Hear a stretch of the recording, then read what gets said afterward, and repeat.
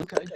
Hi, everyone. Welcome to the GoldFish Report. I'm your host, Louisa. Today is Wednesday, June 5th, 2019, and this is a special returning friend of the GoldFish Report joining me today, Tim Emslie from Down Under. How are you today, Tim? Hi. Yeah, good. It's good to be on here, and hello, everyone. So, yeah. We're having a little, it's a little early in the morning for me, a little late in the evening the next day for Tim. I'm sitting here having my little coffee, early latte with my new paper straw from Starbucks that came, nice environmentally conscious straw, and it comes with like this, you know, I don't know, it's like almost like a rock candy, but it's not. It's got like some flavor to flavor your latte or whatever, and it came in this In the nicely, straw, in the straw itself. yeah, on the straw itself, like on the outside of it, yeah. And it came in this nicely prepared single-use plastic serve paper. So, exactly. Wow. Yeah, Yeah. that's like it's a sticky dive, that one. So So, yeah, you've Tim, heard what's about what they're going doing on? in Vietnam. You've seen what they've been doing in Vietnam. Have you seen that Actually, stuff? we're going to try to, I'm sorry, folks, try to turn up your volume just a little bit, Tim. I don't know if you can. The volume check on that would be a little better. That's it's as high as it goes. Okay, that's good. All right, I think getting a little closer is good. Unless it's just part of that I'm not in the best reception and the audio is being impacted, maybe. Okay, so viewers, just bear with us because this is, a pretty quick hookup, and Tim's in a little remote area, so he's working on a lower bandwidth, but we'll get through it.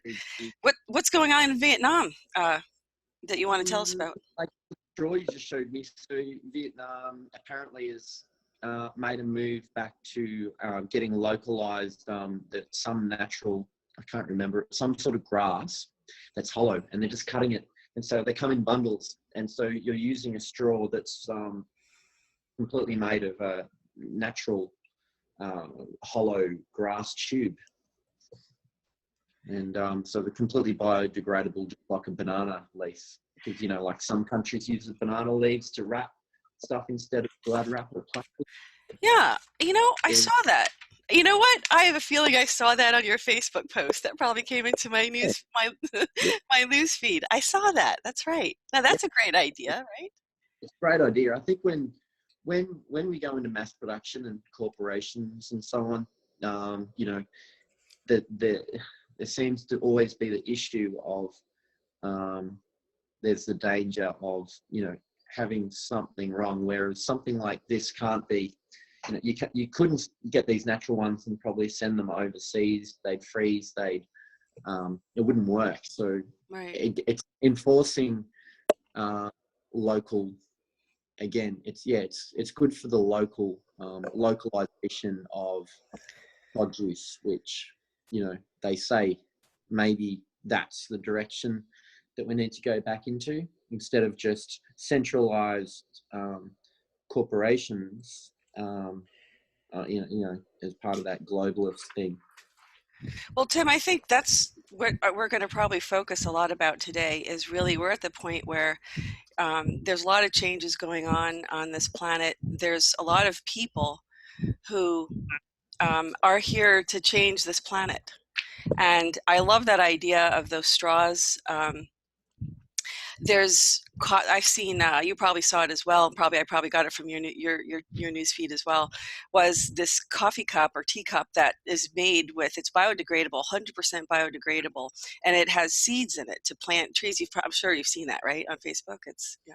So there's Yeah. some good coming out of Facebook, I have to say. Right? Okay, I'll give them credit for that. So this Yeah, is where we should be going, though. I mean, isn't this true? We're going to have like this global currency reset. There's going to be, I think, some financial changes going on that are going to allow people to really be innovative. We're going to cut through all this oppressive regulation and red tape, and the manipulation of the technologies through Serco, the UK, of course, Serco, and through the patent office in the United States anyway, where a lot of suppressed technology has been withheld from humanity. And that's only one part of it, though, because that straw idea is so huge because it's completely biodegradable, and you can continuously renew it and grow it. And that's a really great that's a really great contribution. I mean, that's wonderful. And the coffee cups, and and like I said the other day, I was at a doctor's office, and the news, the TV was on, of course, in the doctor's office, and the news had a story of this dolphin that washed up on the shore that, you know, was dead, and its stomach had nothing but 20 pounds of plastic in it. And we are so recklessly irresponsible. I mean, you know, I was as ignorant as everybody else, but you know what? It's like the spirit of, you know, I have to say, the spirit of the creator is like, okay, time's up now, people. You have to get your planet ready, and you have to show your worthiness to be here and stay here, because I have a feeling Judgment Day, big time's coming soon, and if you're not really willing to respect your home and where you're living, you're not going to be welcome here anymore. Now, what does that mean? I have no idea. I'm just telling you, it's the vibe I get, it's the feeling I get, and that's, I think, why we're all being asked to look inside ourselves and find out what we can do individually to make this world a better place. So I think that's a really great place to start. And continuing with that theme, do you want to continue with that theme? Do you have something else you want to contribute on that? Yeah, it's like if we go against the grain, we're always fighting. Like even just the other day in my workplace, there was a situation where there was there was a structure, a cement structure, and it was built in the ground, right, and along a water causeway, like a flooding drain, like, you know, flood drains are part of, you know, roads and cities. So yeah, it's runoff of the drains, but it was a natural creek bed, sort of a depression. So they put the structure in, which is a concrete thing, and it's meant to fill up with water. But because the water table underneath it is so high, and it's acting like a buoyancy, like a boat. So if you put a boat on the water, it's going to float, and it's trying to stay above the water. So this structure is lifting up out of the ground, and the engineers are like, "Oh, we should do this to it." Whereas if they drilled holes in it, and then if it's supposed to get full of water, they should just let it fill up, and then it will equalize out, and then you won't have the whole cement slab trying to lift. So what I realized, people have come out of universities with a certain trained perspective on engineering, and yet they're failing to see the obvious thing of attempting to go with nature. So what I'm seeing is humanity is often still fighting. They're fighting against, and often the fight is difficult. Whereas if they just changed the perspective and went with the flow, things would be a lot more easier. So in this particular scenario, they were trying to do come up with engineering ways to fight it rather than go with the easiest option, which is what its purpose is anyway, to have water in it. They think they need to fix it before they put the water in it. Putting the water in it will fix it. So, well, going with the flow of nature, that's really very, you know, you're right, like engineering trying to go against that. But, you know, the Chinese have really cultivated that, haven't they? They really mastered it, feng shui and qi, and I mean, that's what you're talking about, right? Yeah, definitely. They had certain rules. I know we have a lot of mining post, like the gold era mining times. The Chinese were the experts who knew how to do things in ways that the Europeans didn't. Anyway, most of the things that Europeans learnt of an academic nature when it came to certain things, they already had books of prehistory that they borrowed from the Persians or from the East. Anyway, like it's funny, like the Islamic world today is different to what it was 800 years ago. You know, back then, science, medical was a very, very big thing. Now it seems like they're not really invested in that. So, you know, big difference over the history of time. So yeah. What do you think we, should be, I mean, you're down in Australia, so you're about getting ready to enter into your winter season, and we're about ready up in the northern hemisphere here to enter into our summer in about 2 weeks, our summer solstice. Um, these are the energy, I can tell you, man, the energy on the planet is pretty wild right now. Whatever's going on, the solar wind, the CMEs, um, all the solar activity. It's really, I'm feeling it big time.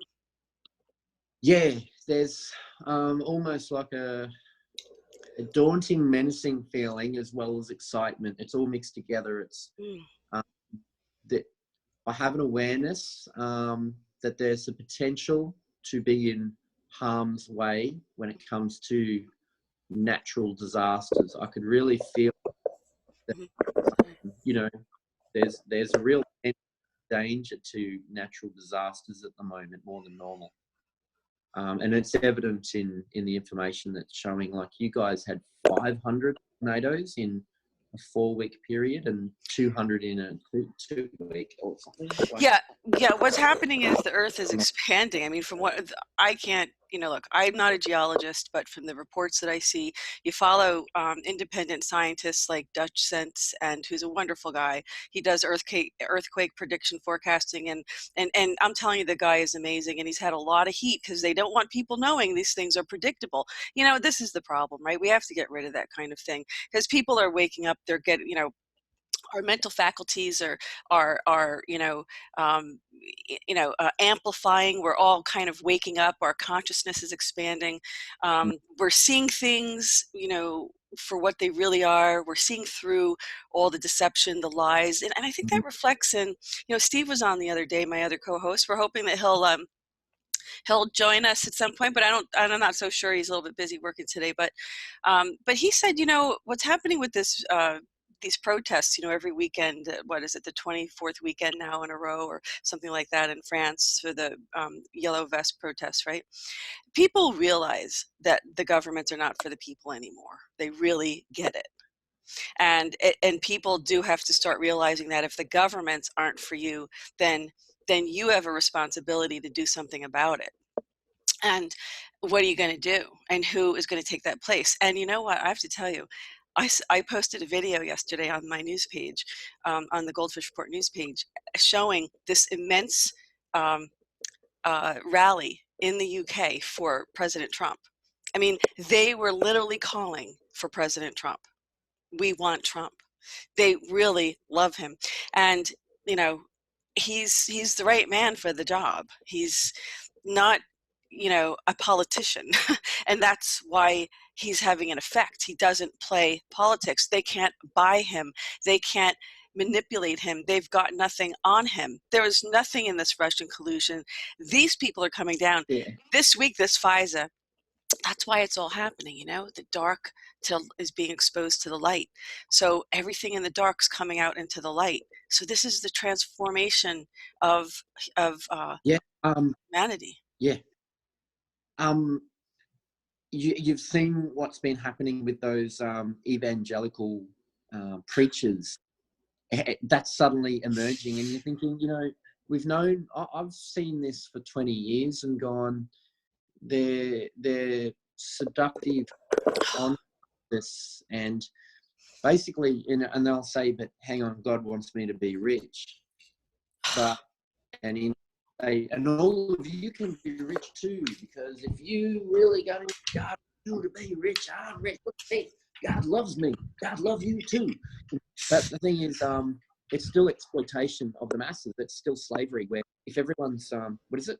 I'm not sure how it works. Does everyone make a donation every time they participate in? Oh, a tithe, yeah.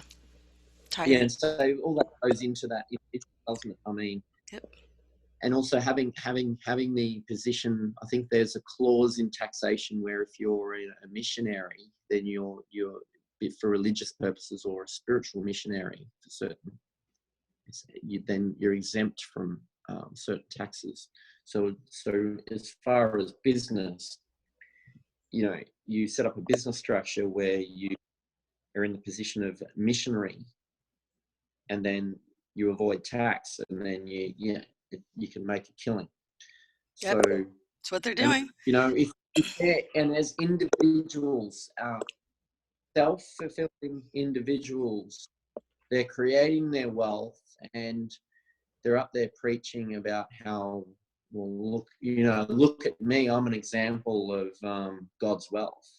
But at the same, it's hidden, it's reverse, because they're actually saying, well, look at how much I've achieved through this scam at the expense of the masses, but I'm going to say, but hiding it in the religious context of God. It's just, it's actually, it's a psychology. They're using a psychology.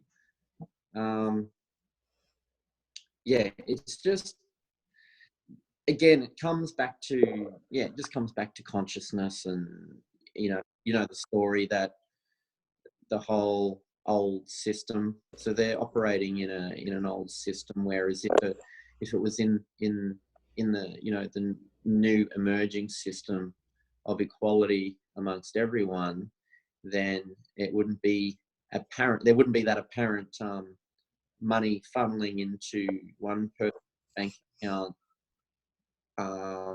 while it's leaving everyone else's. Exactly. You know what I mean? So, well, but again, and you work in. example is there. Oh, sorry, it's a little delay in the video. Sorry, You're I right. don't mean to talk over you. I'm sorry about that. It's a little bit delay. You work in engineering, don't you, or drilling? Isn't that what the line of work that you work in? Geotechnical drilling, engineering, difficult access.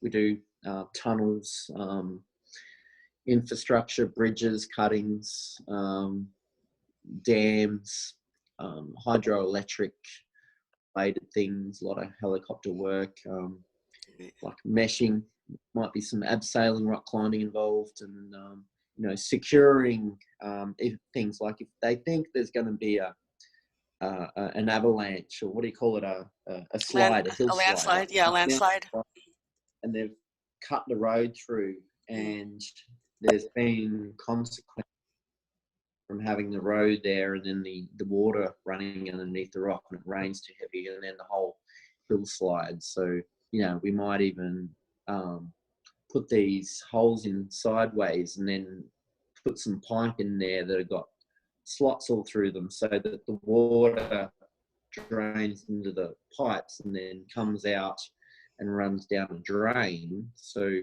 you're extracting the water from the hill so that it doesn't turn into, whenever there's a freeway being built, or we can be there, or hydroelectric dam thing. And then you've got all the existing infrastructure, like enormous dam walls that were built 50, 60 years ago, and there's illegal maintenance to keep them to a world standard that I think comes through Germany. Because Germany were good at building all these dams back in around before World War II. Yeah. We need infrastructure, though. We need repairs, though. I mean, I don't know how it's going over in Australia, but the United States is in pretty bad need for infrastructure repair. I know that China is everywhere in the world. I don't know why they're not. They may be here surreptitiously, and I don't know it, but they're doing massive, you must see them too, Tim, these massive projects, infrastructure projects that China is investing all over the world, especially in Africa. Major bridges, major developments, roads, highways, you name it. But Tim, what's going to happen if this Earth is expanding in size? If we're expanding by 5%, which is what some of the estimates are that I've read in some of these independent scientific reports. If that's the case, all this infrastructure is just, we're going to have to redo it all anyway. I mean, I don't know where the point is. We reached our 5%, but it's kind of like, obviously that's what's happening on the planet, right? We see massive environmental changes, but it's not because of us. It's because of what's happening with the solar system and the interaction of the solar system and the planet, and causing this expansion. Yeah. Yes. Yeah, I'm just hoping that the how that occurs in a linear sense of time is enough that as our technology changes and adapts and becomes more, that some of the existing infrastructure that we currently still need to maintain our civilization, when these structures become redundant by new technology, so that'll be the easy and graceful way to simply, when things happen, we'll say, well, we don't really need that anymore, so we can let it go. Like, you know, hydroelectric dams, water storage. There'll be things resolved for that, so that people can restore the river systems back to what they were before they were dammed up. Or, you know, free energy devices come out, then you don't need a mains electricity grid that's hydro or nuclear or coal driven. So all of that will simply become a pastime. Just like, you know, old things we don't use anymore, like black and white TVs. You know, who's got a black and white TV now? No one has one, right? So, Right. you know, some things will just simply become redundant with the cause of time. No, it's a very The good point. shift.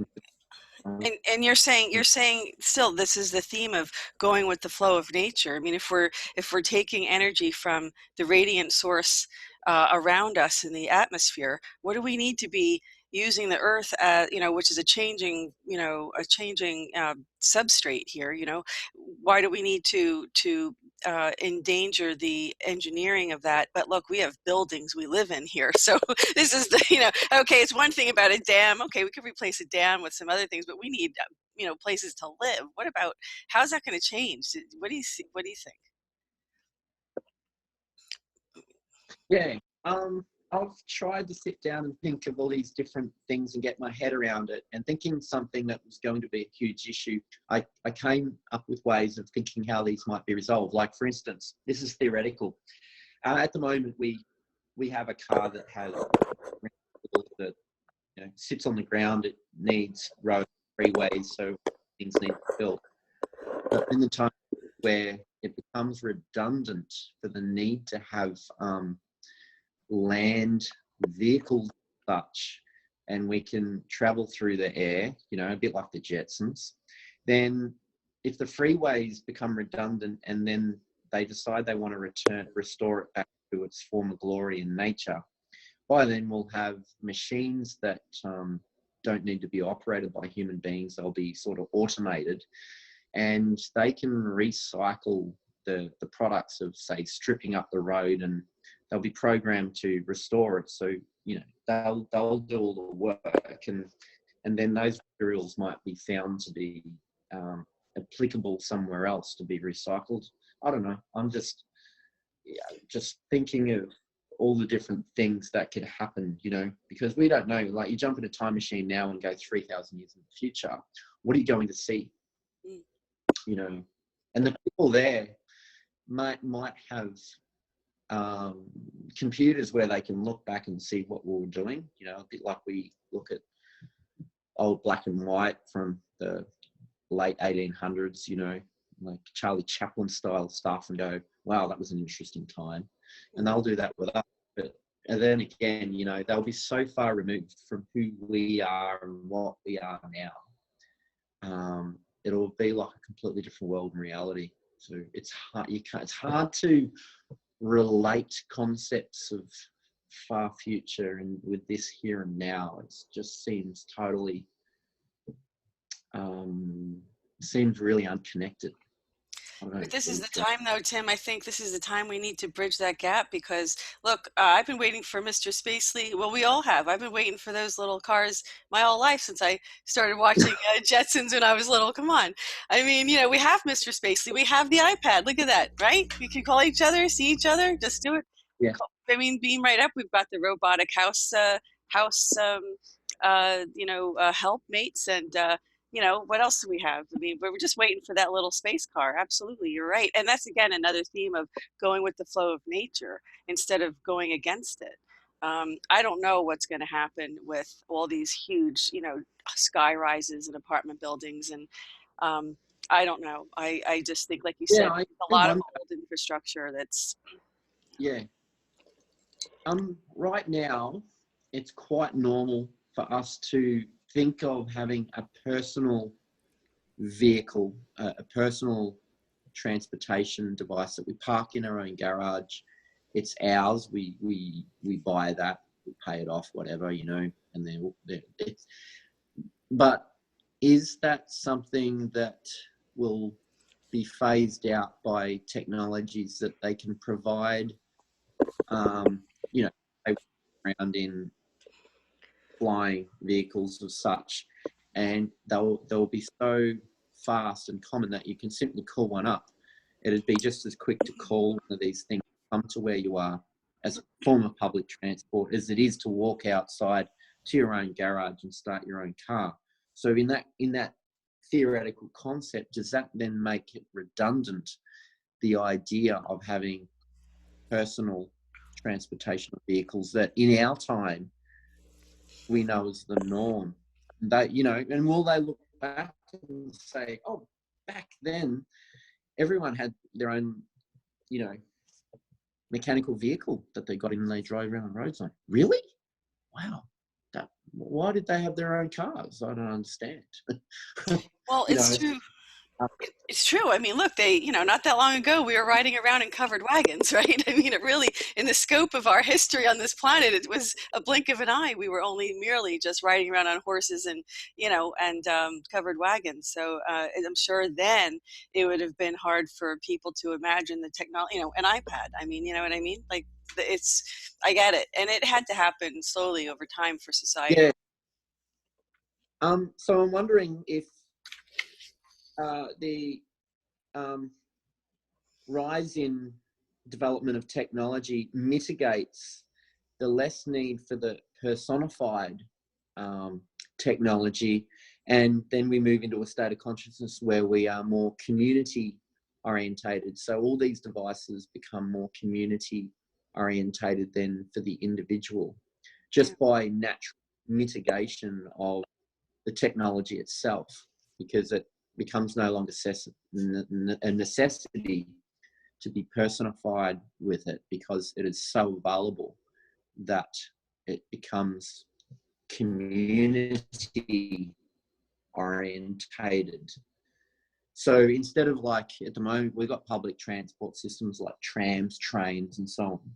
But when you can just fetch a flying thing that can be here in 1 minute, then everyone can just grab one of them whenever they want. So in a sense, it's community orientated, and it just goes to whoever calls it whenever, and there's enough of them for everyone. Because time, it doesn't take time to get everywhere. So, you know, people can just jump in right when they need it, you know. I think that's a great I idea. want one now. I don't Yeah, know. It's just, yeah. it's a great idea. Yeah. We I have didn't to. realize we would get out on this topic. We sort of, it just sort of went where it went, didn't it? Well, I think it went where it needs to go. I mean, I'm just trusting Yeah, sure. spirit. And, you Yeah. know, spirit's like, look, I think this is what we need to talk about today, because we need to plant these seeds in our consciousness of everybody who can watch these videos, and get yourself ready for some good changes that we need to bring about ourselves. And I really think that these are the things that we're going to be facing very imminently, is how can we make this world a better place? And you know, I talk too much politics on this program, and I've in the past didn't always talk about politics, and I interviewed lots of people from all kinds of areas of life, whistleblowers, hybrid ETs. I mean, you know, I've interviewed a lot of people on GoldFish Report. This is our 364th report. I can tell you, it's been quite a wild ride for me. Aside Yeah. from my frustration of being shadow banned and most of the videos being removed from the internet, but which is a life's work. I mean, it's a lot of work. It's You though, see, pardon? you're still going strong, and you love what you do, and they can't take that from you. No, they tried. They have tried, but it ain't going anywhere. And I've always wanted to use this platform to serve the highest good, and that's what it's here for. And so, and I do think that I know me and Tim just kind of were coming at winging it today. We just knew we wanted to get together, or yeah, okay, let's get together and do a you know, a chat. But we're being guided. I mean, there's no question about it. We're being guided as to what kind of message needs to get out right now, and what vibration needs to be get out, you know, to go with that, what frequency has to accompany that, because somebody wants us to, apparently. Yeah. I just follow my guides, man. They're good to me. I found it interesting. I read something earlier today or yesterday. I didn't go into it to get the details, but it mentioned something that they've bought in the Philippines. Every person who graduates from, I don't know if it was high school or university, to actually receive their graduation, they have to plant 10 trees. And I thought, what a brilliant idea, because you're planting a seed. Yeah. That's also generational. So, you know, the kids being born now, grow up, they're going to hear this story. And so it's planting the seed, get it? Exactly. Of, obligation isn't the right word, because obligatory, it's, anyway, I can't think of the word right now, but it's like duty of care to the world you live in, and acknowledging that the world you live in be taken care of. And I mean, going back to Indigenous concepts, they always talk about being the caretakers of nature, like the Australian Aboriginals, and even I've heard stories from American Indians, First Nation people, about how they they were connected to the land, they were connected to nature, they were able to communicate with it. They knew how to keep the balance, mostly, I guess, and they weren't just raping and pillaging nature and having consciousness. You know, the Europeans that came over. If I know what my genetics are, or I know what the ancestry, consciousness is of the ancestry, even though I feel like I have quite a unique perspective where I don't have to be just your average, everyday, mainstream, brainwashed person. I'm a very independent thinker. And yeah, people pick up on that, and some people get freaked out. Others think it's a great thing. But yeah, so, you know, that rape and pillage mentality of conquering nature, and this Newtonian science of division. Let's look at this leaf and understand, and go to the microscopic level and think this, but hang on a minute. You've got another concept where someone's standing back and they're taking in the whole tree, and they're having a connection and an understanding that it's not just science and left brain, it's intuition and creativity and everything. And it's that part of the being connected in frequency, energy, and all that. So, you know, like Tesla talked about frequency, energy in the universe, and you know, quantum physics is getting into this. Not that I'm really into the Dalai Lama. I mean, it's sort of a bit political about the agenda there, but there was something said recently from the Dalai Lama about that metaphysics or spiritual concepts of beliefs, metaphysics, tied in with quantum physics is the way forward for humanity. And I've gone, wow, yeah, because it's like you've got spiritual concepts, you've got scientific concepts, and two trains coming along, and they're always arguing with each other, but at one stage the line's going to join and they're going to merge, become one. But then you go back and look at the ancient scriptures from India, and they were already talking as science, but it was channeled through the grammar, the language coding, and the grammar, and it was quantum physics, but it was interpreted as religious hogwash. But now, Right. people that understand concepts in quantum physics can look at these ancient scriptures and simply translate the terminology and go, this bloody makes sense. These people were into quantum physics that was spiritualized or spiritified. I just made a word up. Sorry. It's mine. No. Yeah. What's your thoughts on? Well, you know, what you're talking about is, again, this idea of being in balance with nature. When you're talking about the Aboriginal, you know, and the Native, Indigenous, excuse me, Native Americans in the United States, absolutely, it's living in balance. It's not taking more than you need, and, you know, not taking more than you need. So that's the whole idea, and we have to get back to this. We have to, you know, unite as brothers and sisters on this planet, because it's our planet. And I'm just giggling because I just got a message from Steve. He's not able to join us, but he did have a message for you, which I was going to read for you on the report. You He can says, do it. yeah, I Isn't think it? it's, I think Yeah. it's funny. Yeah. He said, say good day, because Steve's from Australia. Steve's originally from Australia. He's from Melbourne, but he lives in Austria, has been there for 20 years. So there's a little Aussie stuff. Hold on. His message is, tell him I have heard it's cold enough there where he is to freeze the balls off a brass monkey.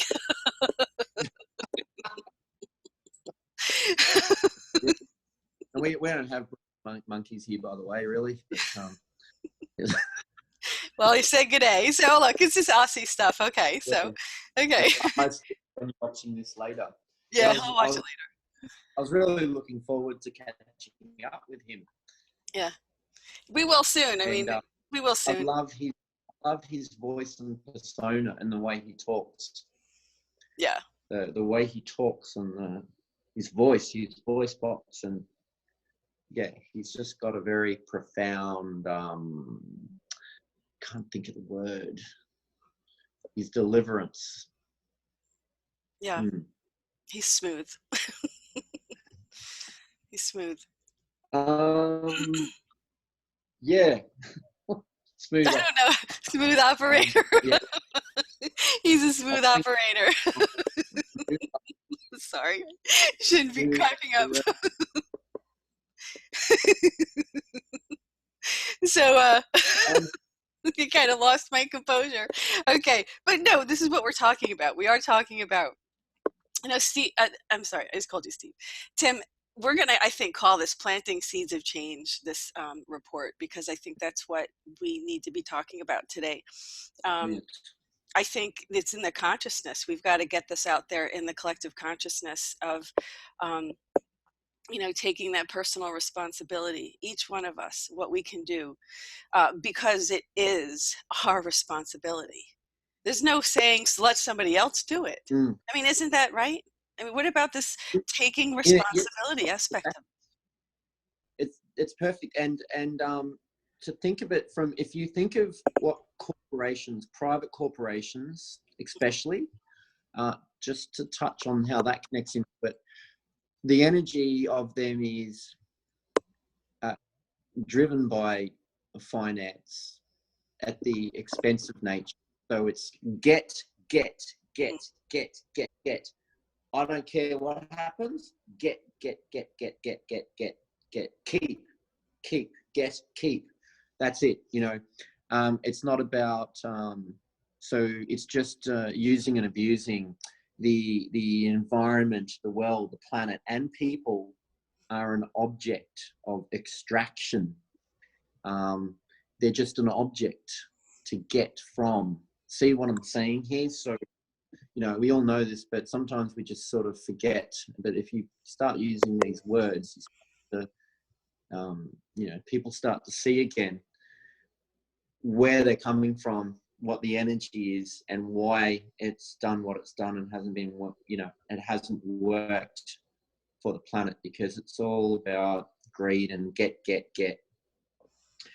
Whereas if it, if from the very beginning they had a conception in the collective and of when we do this, what's the implications?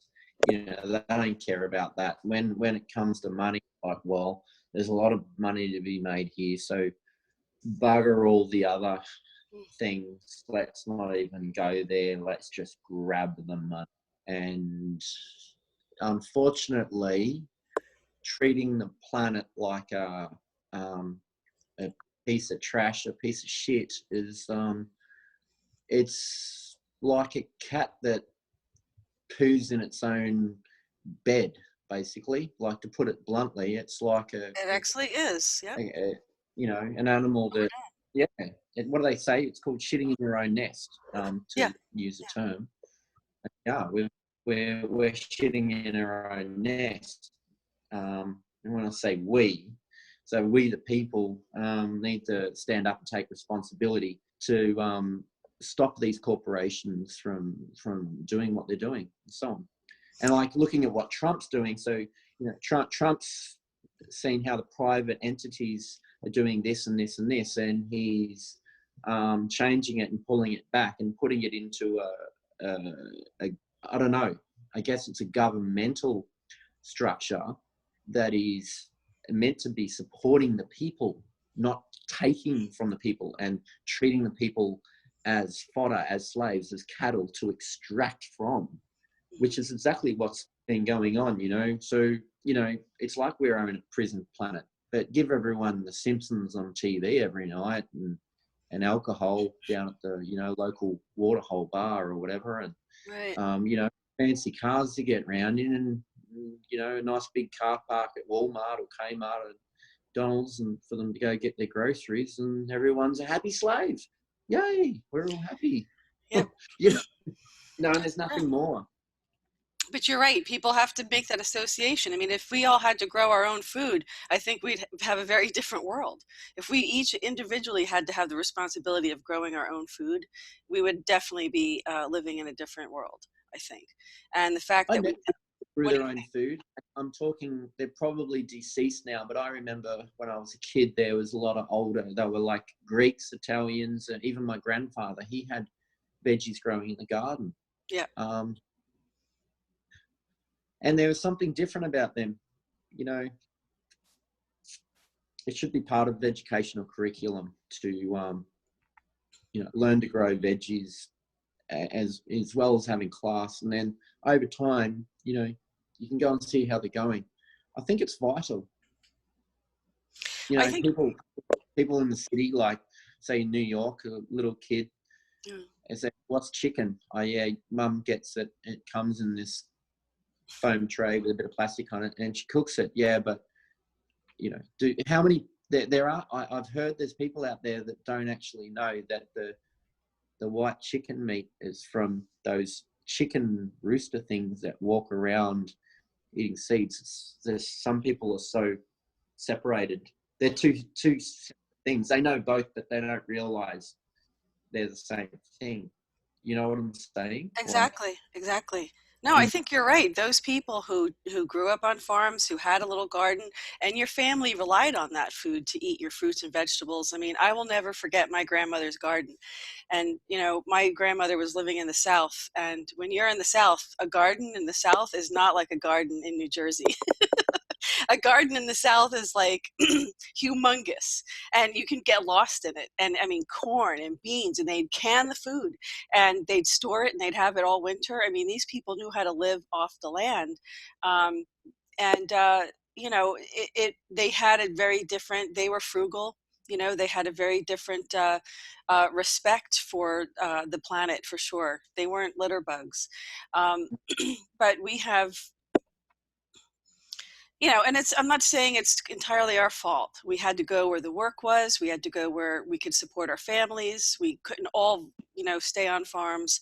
We all had to start to educate ourselves, go to university, bringing us into more populated areas, going to get jobs there. And so we all had to congregate, and it became more populated and less room for growing agriculture, and less Mm. room for that part in our, life. It didn't play in our life. But go to New York City.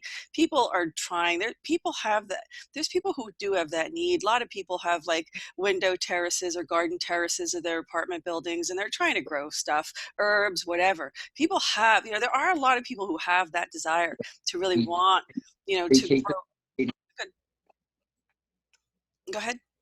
Yeah, sorry, I talked over the top of you. I was just adding in there, like people, beekeepers in the cities and things like that. We have people in Melbourne doing that, like people that have got their own independent beers, and then they're running their own bars with beers with all these different flavors and stuff. And they often, like now, they're starting to make honey on the roof as well. So they're promoting elegant, homemade beers, but they're also got the honey going. Yeah. Well, It's where was it? Tim, there was an article, you probably saw it on Facebook. There was an article, there was a town, it might have been in the United States here actually, that was actually paying people to put up, to be beekeepers, just like you're saying. Did you see that? Did you Yeah. see that article? Yeah. No, I don't think so. But keep. It may ring a bell if you keep talking about it. Yeah. Yeah. Well, Uh-huh. basically, it's just the idea that that's something, that's even one thing. I mean, a lot of people think, oh, I can't handle these big jobs and stuff. And you know what, Tim? I think the seeds of change that we're planting today in this report is just, the idea that it could just be a seed of change. It could be an idea as a seed of change. I mean, it doesn't have to be, you don't have to, be a beekeeper. You don't have to plant your own garden. There's a lot of people that have physical limitations and they just can't do some things. But there's some things maybe they can do. And if it's even just changing their mind, or changing an idea in their mind, then I think we've accomplished a good goal in, trying to get this message out today, because I think there is something everybody can do. And even if it's just an elder talking to younger kids, we can't devalue the, the, uh, the value of wisdom. I mean, there's a reason why I tend to gravitate towards certain people doing reports with, because personally my own life philosophy is seeking wisdom. So Mm. and we can't forget the tremendous treasure that they hold, that people that have this wisdom, that have lived in different kinds of circumstances in life, can really teach us. They have so much to teach us. And you're right, we need to go back to a return to going with the flow of nature and living in balance. We have a big mess on the planet, Tim. We have so much trash. We have so much plastic. We have oil. We have, we have waste from Fukushima.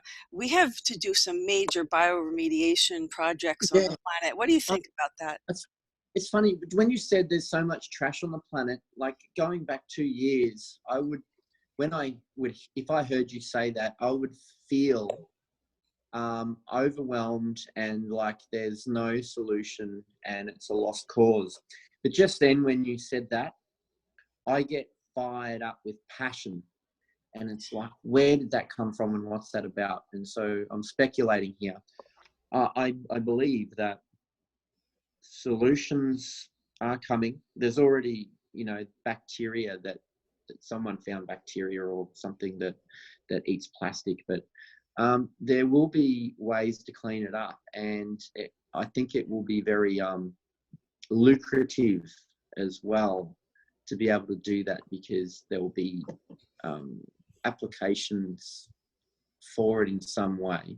And with all these machines, robotic, like we've got a train now. I don't know what the go is in other countries. I'm not that savvy to the information, but there's a new train system in the city of Sydney, Australia, where they've just completed this line, and the train has no driver.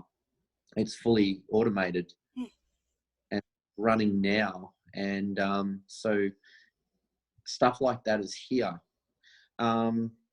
But like the idea of having replicators, so depending on what the quantum physics are of what the energy is that they derive to create products, whether it's just simply grabbing the energy universe itself, simply mimicking that by, you know, creating a cup of tea in the cup itself out of the very fabric of the main elements of the universe, or is all this trash that's out there, you know, can be collected, extracted with these, you know, automatic machinery, and then so that way it takes hard work out for the humans, and it, you know, these things can go 24/7 and just be working flat out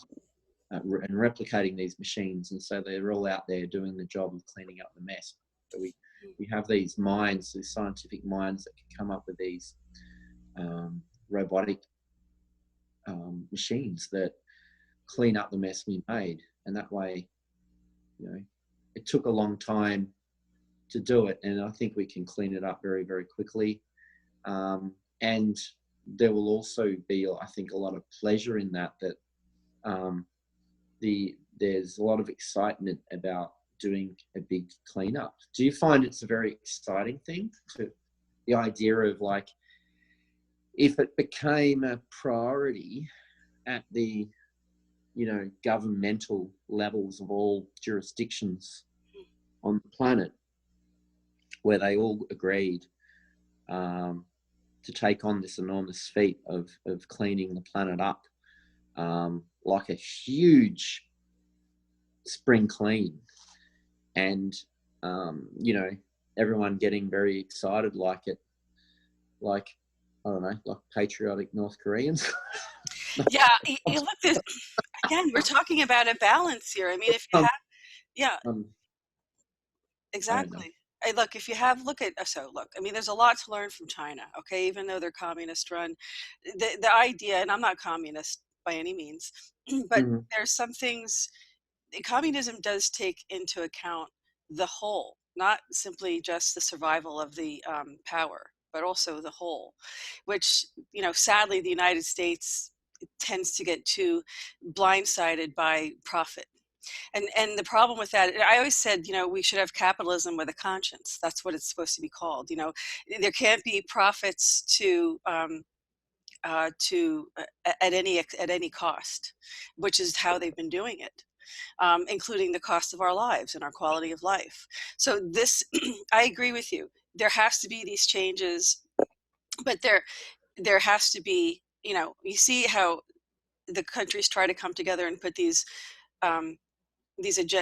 treaties together, but they all have an agenda, and if they're not on the same agenda, then we're not going to get anything done. That's why I say, you know what, Yeah. make government obsolete. If they're not going to do it, we'll do it ourselves, and we'll just, because it is our responsibility ultimately. If government's not going to be responsible and really work for the good of the whole of the people, and I don't mean in a communist way, I just think there needs to be some kind of balance. I think that, you know, because that also suppresses individuality. That's the problem with the communism. It suppresses that individuality. So, you know, and I hear people talking about China, yeah, but we wouldn't do it because it affects other people. And they're very other people. They're very conscious of people around them and how they have an impact around them. So I think what we need to do is extract the good out of what we can and find what the good, where the good is. And you're right, that if it's not, we can do all this bioremediation that we want, but if we don't understand, we need to make a fundamental underlying change in ourselves to prevent it from happening again, then we're not really going to accomplish much. So the idea is we really need to make that change within ourselves. We have to have that intrinsic motivation to realize that, all right, we're creating technology to find the solution, but that's not really, that's only a temporary solution. The solution's within ourselves and changing our way of life, you know, changing, yeah, our relationship with life, you know, with nature, right? Right. Yeah, so like a different state of consciousness. It's the very state of consciousness of the human race that defines the manifestation of its behavior. and yeah, and all these different systems like democracy, capitalism, socialism, communism, and there's always something wrong with all of them. None of them work because the conscious, again, it's all exploitation. But I heard something interesting the other day that I didn't know, and I can't prove this to be true, but I'll mention it to you, and some people listening might have researched this and found out.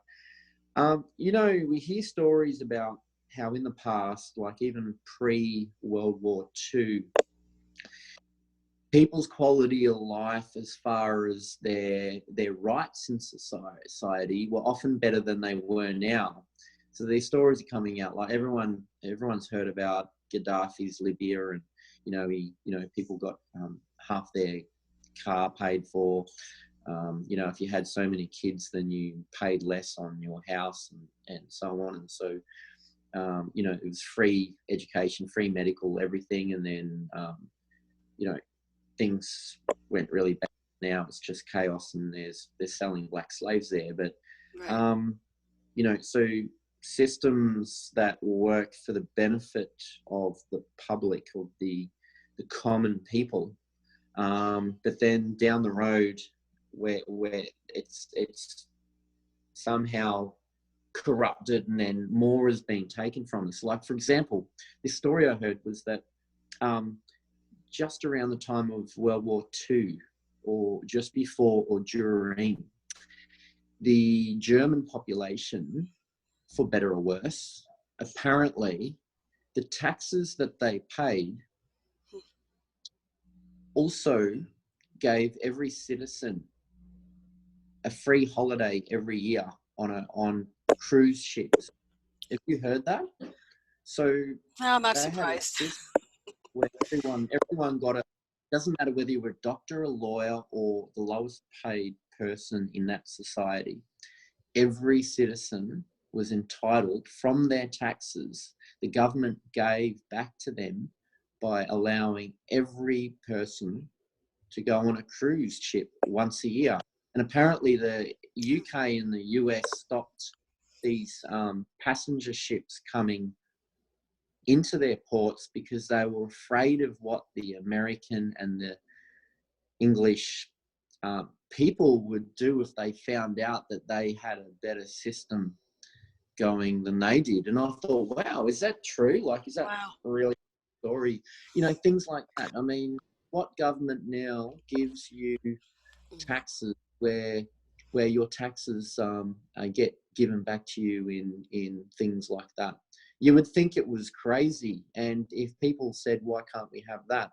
You think, oh, geez, you're asking for too much, aren't you? And yet, that was the standard of living for some back then. And this is before, iPhones and the latest technology and everything. So, that you can, if you really research it, you can find systems that were more supportive of the quality of life of people, And Absolute it's, quality of life, Tim. You just said it. That's the magic word. I mean, yes, it's not, doesn't mean that we're not going to have struggles. It doesn't mean that we're not going to have opportunities for growth as a human being. It just means a better quality of life. It doesn't mean a free or easy ride.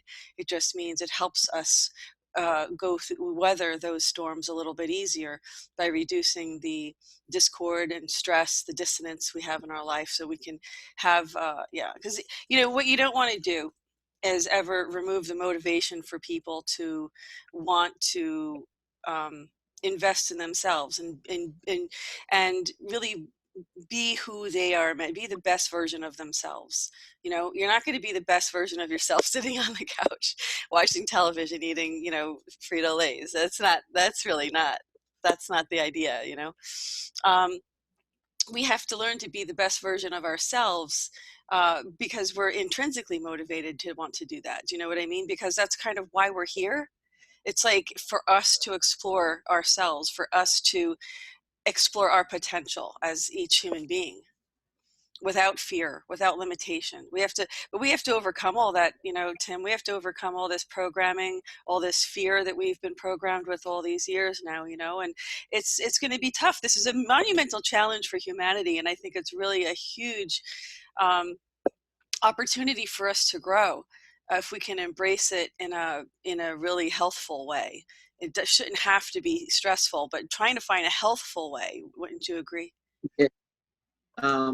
You've just reminded me of, you know, when you read this information that's apparently channeled material from different extraterrestrial civilizations, and they're describing the structure of their societies, and the information tends to where they're very highly organized, and they're out of all the bullshit that we're in, and they've evolved into, you know, a higher consciousness. And it seems to be that the purpose of life and society and civilization tends to be focused around the total utmost respect for life itself, including their spiritual and physical development, their whole life. The quality of life is the most prominent aspect of their existence in society, above everything else. I think the only place on the planet that could be any resemblance to that is, I think it's Bhutan, which isn't probably really true if you really diagnosed how things work, but they have some government policy. Number one is the happiness of its people.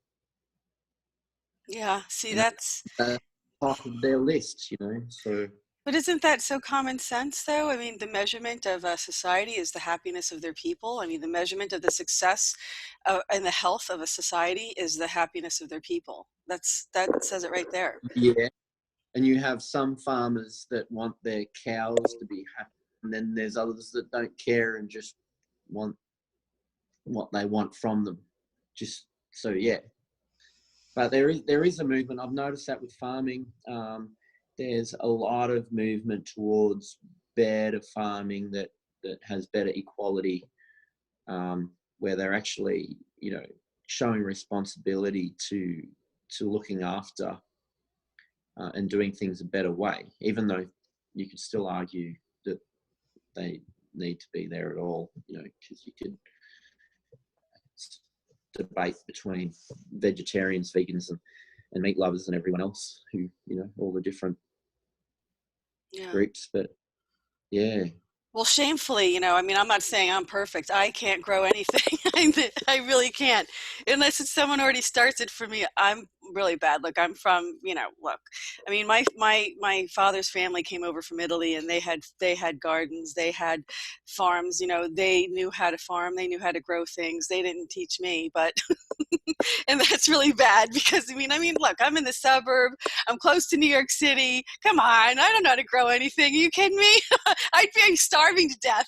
If we lost our food, I'd be really one of the first ones to go. I don't know how to grow anything. I try. I kill it all the time. I don't have a green thumb. I just don't get it. I try to talk to them and everything. I just put too much. I'm Italian. That's why I overfeed. I overwater. I'm like, here, have some more. It doesn't work. Yeah. So I really I have to get into my Zen. I have to get into my garden Zen mode, because I really need to learn well how to grow things. Once it's already started and growing, I'm really good at maintaining it. But I'm really not good. I don't have that instinct, really, honestly, to get that garden started, you know. Yeah, I don't have a garden. I have had some gardens in the past, but I think, like, I'm in my 40s now, but when I was in my 20s, I had this real attitude. It was a generational thing. It was like, just watching my grandfather or, you know, uncle, there with their veggie garden and watering the plants, and and they put their time and energy in, and it's probably a very healing thing for them. It's like, doctor prescribing people to go out in nature. It's like we could prescribe people to go grow a veggie garden, but I just had no respect for it because I couldn't see how I would benefit from it, because I was living in a different world, and I was just in that immature 20s mode where I just cared about my own needs and going out partying, hanging out with friends. Like I was very nomadic anyway, so the concept of settling into one place and creating a structure like that wouldn't have fitted with, because I always felt like I didn't want to be tied down geographically or physically, because I felt that was an impeachment on my freedom, which is just another concept. Doesn't necessarily mean it's an ultimate truth, but everyone's got whatever's going on for them. So Exactly. Well, no, I mean, you teach a man to fish. I'm the perfect example, right? You teach a man to fish, he eats for a day. I mean, you feed a man, you give a man a fish, he eats for a day. You teach a man to fish, he eats for a lifetime.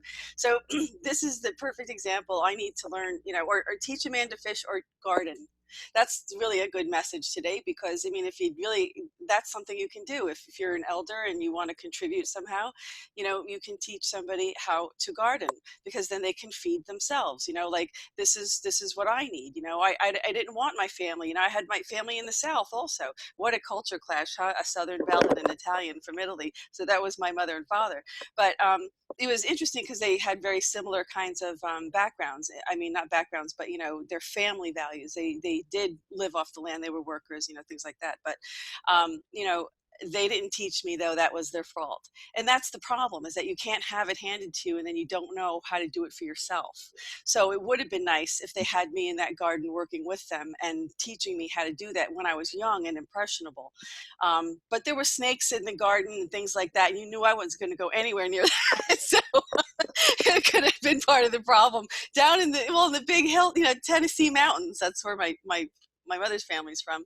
There's snakes everywhere. I'm like, I'm not going there, So it's just, I don't know, but there's other gardens, I could have worked with, but that's the whole idea. Is like, now I'm like, I have to take personal responsibility. I have to learn how to garden. I do have an interest in doing it, but it's very difficult, because where I am, there's lots of animals, wild animals, and I'll tell you, I have planted many things that just get destroyed, and I just don't have the time. I really don't have the time to really master a garden at this point. And I hope my daughters will do it because I don't have the time. But they have, their school has, like you said, it should be part of the education system, and they just started doing this in one of the elementary schools.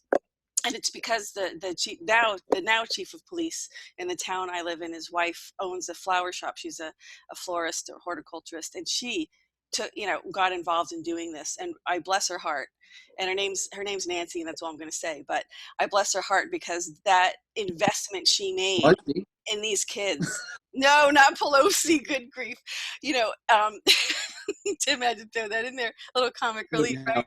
So I bless her heart, because she planted seeds in my kids now for wanting to grow, food for themselves. So working with the school district to do that. So, it does take one person. It only takes one person to make a change. And because she decided, and I never told her this, but because she decided to do that, she has my utmost respect and admiration. And when I see her, I will tell her, but, they're a good family and beautiful kids, nice people. And she made that investment. And that's what it's about. It's about making an investment in other people, so the seeds will grow. You plant those seeds and then they will grow. And this is what this report is about today, Tim. It is about planting seeds of change, planting seeds for a better humanity. That's where we're embarking on now. We have to plant those seeds of change, Tim. And I know that's why we had to do this today. I'm getting goosebumps. You're getting goosebumps? Yeah, I'm getting goosebumps with what you just said. And it just became apparent to me that sometimes it's hard get moving and to get going, change, and to, you know, get certain values that, you know, are part of our life and existence. And unfortunately, but fortunately, what can often be the trigger for such dramatic change is some sort of event so impacting that it will shock everyone into a dramatic change.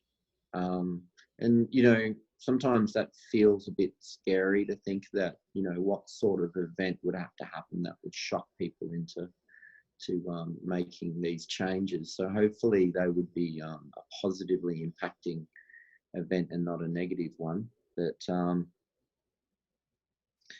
yeah, I had something else that it's gone at the moment. Oh yeah, we have these communities up around Byron Bay, which is a very alternative part of Australia, just south of Brisbane.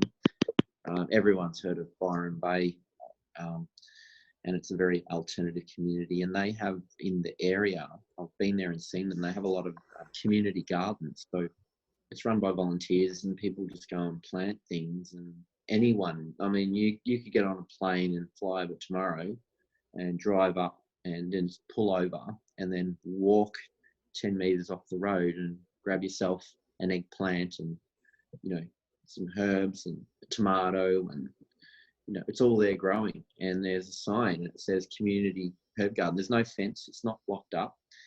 And so people could go there and steal it all, but the concept is based on trust. And you know, some people probably do explore it. People to get there and they feel it causes people honest and go, oh, I'll take a few things, but, you know, this is for everyone, so I'll just take a few and leave, you know, make sure I leave some for someone else. And some people down near, I remember I was in 2012 down near Bondi, and people had signs up in their front yards and they had veggies growing, and I said, take whatever you want. So it was free to everyone. Yeah, and it was just a really interesting concept. Well, Tim, don't you think what's happening right now kind of is one of these events? I mean, I think we've lost our way. What we're seeing in reflected in, sorry to say politics, I guess you'd say, and society at large, in so far as how politics and the media, the media, influence society. There's what we're facing right now. I mean, this is we're close to the same age, Tim. So it's like this is a real perversion. What's happening is a perversion of our society, of our values, of our identities, and this is this not one of these? I mean, this is not shaking people up to the fact that we've lost our way, and if we don't change ourselves, then we're going in uncharted territories, uncharted waters that may be quite dark and murky and swampy. Do you think this is all it takes, or are you thinking maybe it may take something more? I mean, it's always a possibility to go into murky waters, but I also have faith that it won't be allowed as far as the timeline is concerned. Well, I could say the timeline I want to be on anyway. Yeah, exactly.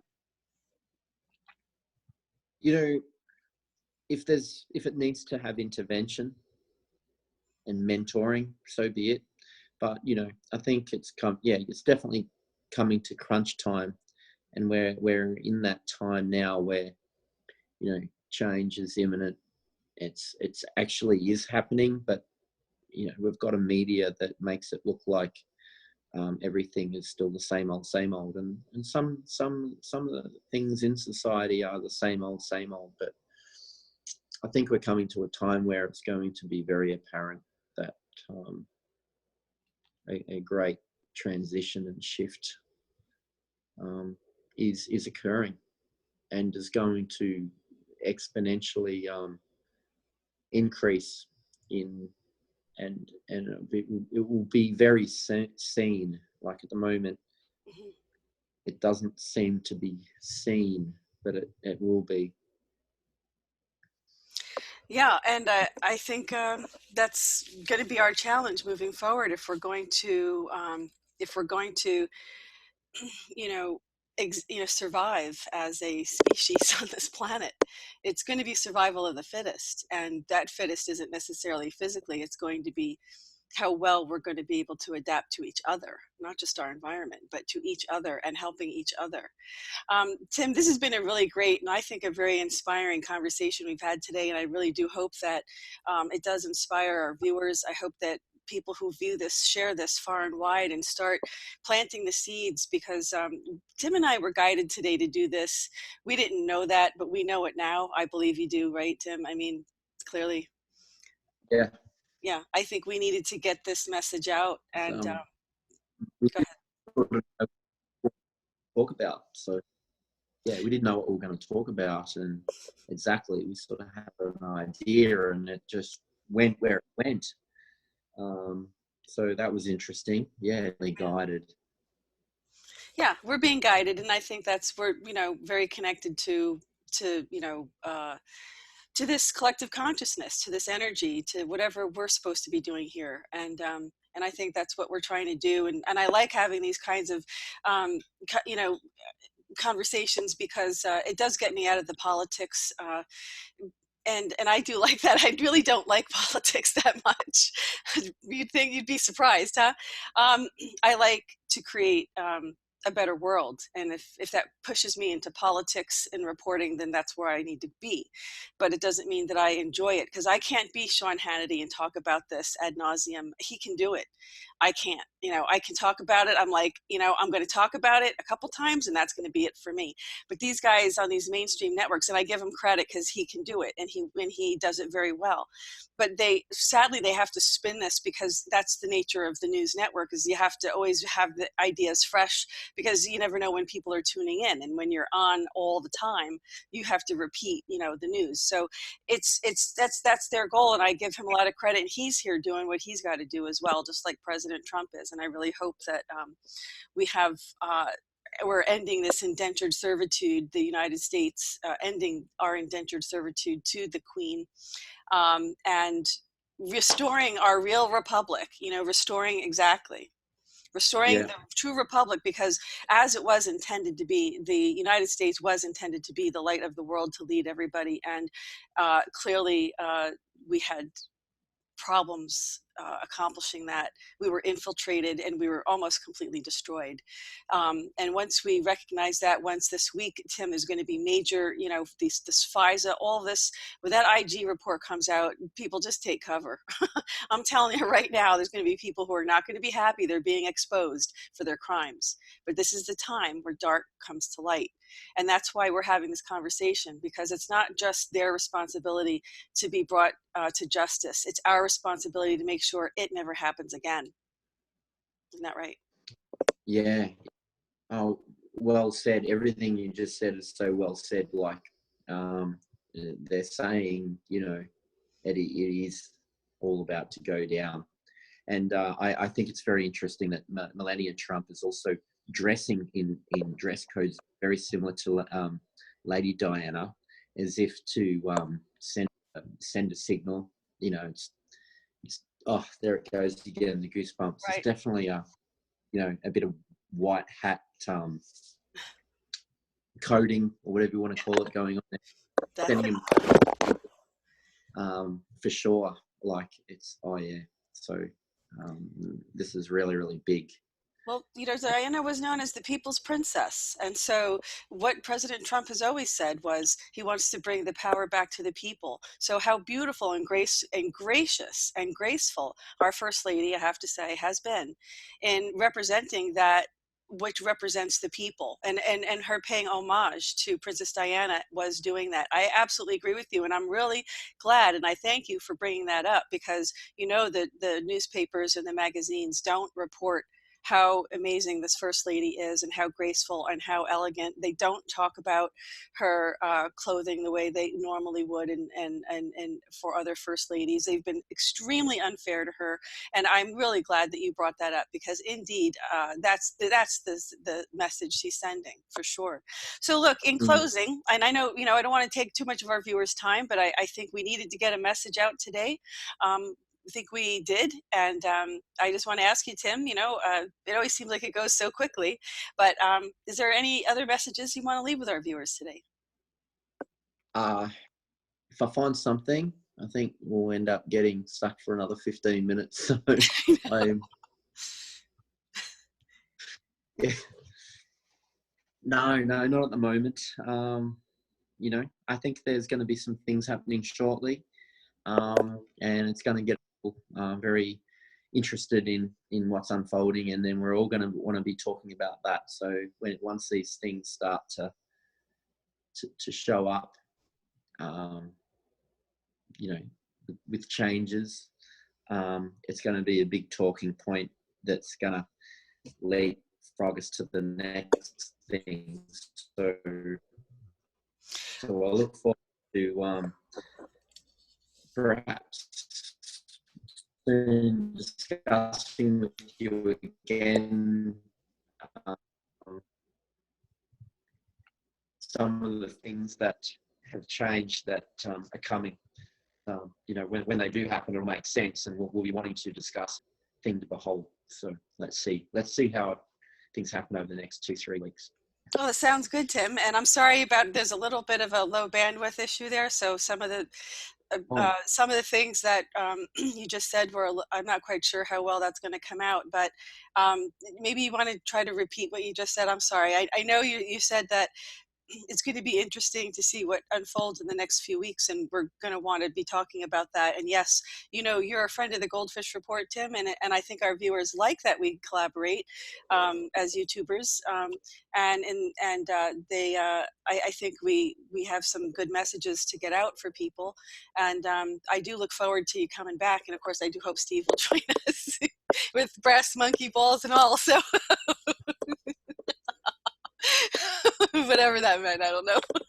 I'm going to go to some second-hand shop and find a little brass monkey with this, and then get a bit of frost out of the fridge and say, look, I've got... It's funny because these two, Steve and Tim, are native Aussies, and it's really funny to hear their local colloquialism, comments and things. You're like, what does that mean? And Steve taught me a couple little local, lingo phrases and things that I had no idea what it meant, but the two of you would just be like, back and forth, kind of funny. So it's a lot of fun. We do hope Steve will be able to join us next time.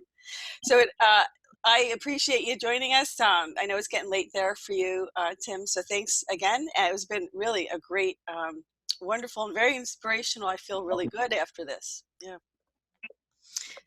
Meeting, conversation. Yeah, me too. I know I'm going. Well. Yeah. Yeah. Okay. Yeah, so, 11. It's just after 11. 10 past 11. Okay. Well, thanks for staying up late. I know I didn't get up as early as I usually do for these, but I was up a little bit earlier today, about 7 to start.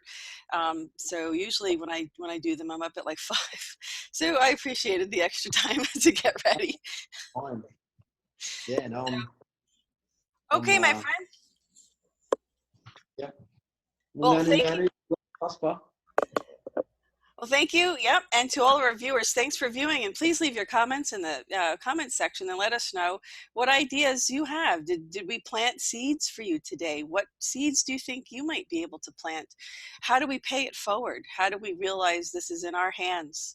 And we all have to, do something, just anything, something. Even like I said, it's teaching somebody to grow vegetables. And I'll be the first one in line. So, okay, everybody.